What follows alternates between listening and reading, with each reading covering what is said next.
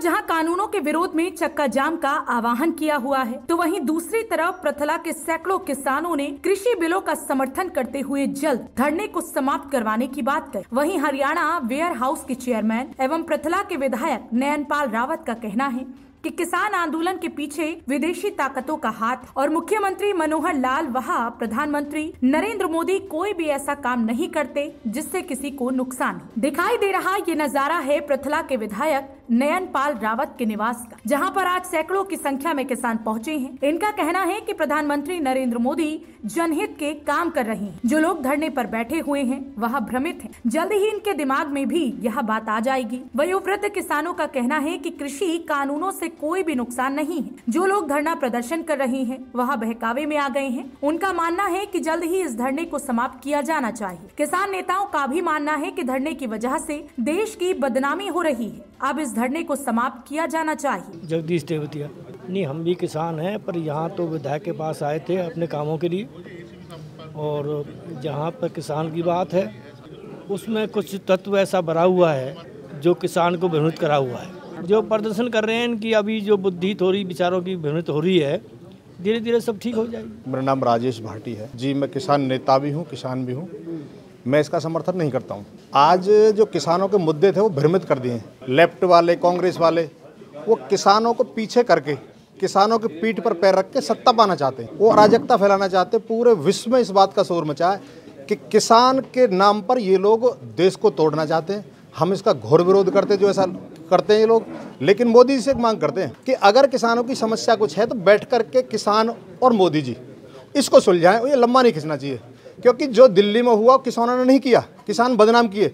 यहाँ किसान बैठे हुए हैं, किसान के बेटे ही पुलिस में थे, किसान के बेटे मिलिट्री में, और किसान ही वो जो खेत में हल चलाते हैं। किसान कभी भी किसान के बेटे पर हमला नहीं करे जो पुलिस में है। ये कुछ और लोग थे जिन्होंने हमें बदनाम किया। तो हम कहते हैं कि भाई इसको समाधान की तरफ लेके जाए। मेरा नाम रामनिवास नागर है। मैं किसान भी हूँ, किसान नेता भी हूँ। ये जो आह्वान किया गया ये पूरी तरह से गलत है। सच बात तो ये है कि इन लोगों ने किसान का मुखौटा पहन रखा है। ये कोई भी किसान नहीं है। इन्होंने किसान को बदनाम कर दिया है। ये जो धरना चल रहा है ये धरना सारा हाईजैक हो चुका है। अगर ये किसानों का धरना है तो ये कांग्रेस और जो बाकी विपक्ष की पार्टियां हैं ये वहाँ पर क्या कर रही है। इससे हमारे देश की जो है ना पूरे दुनिया के अंदर बहुत बदनामी हो रही है। हम तो सबसे ये प्रार्थना करते हैं कि इन सब बातों को छोड़ करके इन्हें जल्द से जल्द सरकार से सुलह कर लेनी चाहिए। बिल्कुल बहुत जल्दी खत्म होना चाहिए धरना। ये ऐसी कोई बात नहीं। चक्का जाम तो लगभग 70 दिन हो गए हैं, कम बढ़ती चलता रहता है। किसानों के बारे में जो भ्रमित हो रहे हैं लोग, उसकी बात में वजन है, और वो चाहते हैं कि जल्दी इसका फैसला हो किसानों के पक्ष में। लेकिन दूसरे जो तत्व हैं वो चाहते हैं लंबा खींचने। तो इसमें थोड़ा सा मनमुटाव इसलिए चल रहा है कि किसके द्वारा ये फैसला। आज का जो आह्वान है उसमें तो हम गए नहीं है जब तक ये काम चालू हुए हुए। हम तो एक दिमाग तक कह रहे हैं कि भाई जो यहाँ में छोटी मोटी कमी है वो जहाँ मोदी जी मान रहे हैं, और जो सही बैठ रही है वहाँ मान लेनी चाहिए।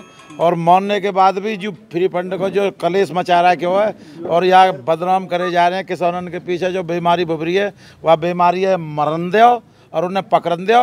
और जो किसान है इनकी बात जो रखी है किसानों ने, भाई जो सुझाव किसानों ने दिए हैं उन्हें मान का वहाँ एंड कर देना चाहिए। अब बात बहुत है लियो कलेश, हम तो यह बात के मूड में भैया। वहीं प्रथला के विधायक नयनपाल रावत ने भी बताया कि फरीदाबाद क्षेत्र के तमाम किसान कृषि बिलों के पक्ष में हैं और सैकड़ों किसान उनके पास यहाँ भी बैठे हुए हैं। यह धरना विदेशी ताकतों के हाथों में खेल रहा है और जो लोग धरने पर बैठे हुए हैं उनको भ्रमित किया गया है। जिस प्रदर्शन में खालिस्तानी वादी नारे लगते हैं उनको किसानों का धरना नहीं कह सकते। देखिए, ये जो इतने यहाँ पर किसान और हमारे भाई जो आए हुए हैं, ये इस बात का सबूत है कि फरीदाबाद में किसी प्रकार का चक्का जाम का कोई असर नहीं है।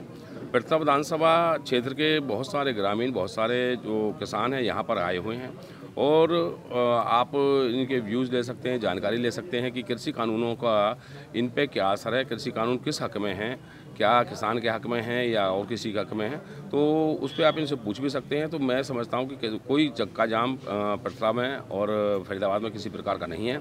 और जो चक्का जाम कर रहे हैं मैं समझता हूं कि वो कोई राजनीतिक लोग हो सकते हैं और किसान के नाम पे चलाए हुए कोई बाहर की शक्तियों के जो लोग हो सकते हैं, जो बाहर की कंट्री हैं जो उनको मदद दे रही हैं। आपने कल देखा होगा कि जो ट्विटर पर भी जो छेड़छाड़ की है या भड़काऊ जो चीज़ें दी हैं विदेशी जो लोगों ने, उनके खिलाफ भी जो दिल्ली पुलिस को कानूनी कार्रवाई करने में लगी है। तो मैं समझता हूँ कहीं ना कहीं ये जो धरना है या आंदोलन है किसानों का, ये विदेशी ताकतों के हाथों में चला गया है। देखिए, इस देश का जितना भी जो अन्नदाता है या और लोग हैं, वो जानते हैं कि माननीय मोदी जी और माननीय मनोहर लाल जी किसी भी सूरत में हरियाणा या देश के किसी लोगों के प्रति कोई गैर कानूनी या गलत कानून नहीं लाते। जो देश के हित में होता है, देश के लोगों के हित में होता है, किसान, मजदूर या व्यापारी, कर्मचारी, सबके हित में होता है, वही कानून इस देश में माननीय मोदी जी द्वारा और माननीय मनोहर द्वारा लागू किए जाते हैं।